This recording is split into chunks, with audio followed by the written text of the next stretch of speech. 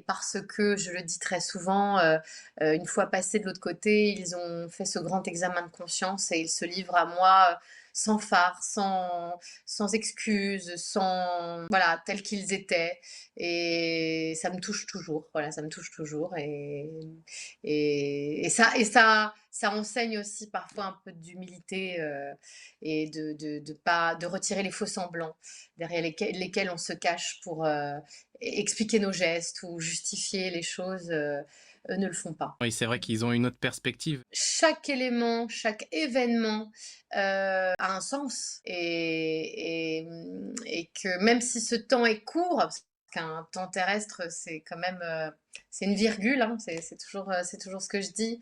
Il y a toujours, il y a toujours quelque chose à comprendre, il y a toujours quelque chose de possible encore et tant qu'on est là, le grand jeu de la vie est toujours en route et en marche et même si c'est une infime leçon, prenons-la jusqu'au bout, quoi. Et par rapport au chemin de vie, est-ce que tout est écrit finalement? Entre le début et la fin de cette vie, de leur point Il de y a un vue? plan A, il y a une arrivée B, il y a des grandes rencontres, des grandes thématiques qui nous sont données parce qu'on choisit sa thématique. Qu'est-ce qu'on va venir, travailler et avec qui on va venir, le faire. La seule latitude qui nous reste, c'est, les chemins que nous allons emprunter pour ça et le temps que nous allons mettre.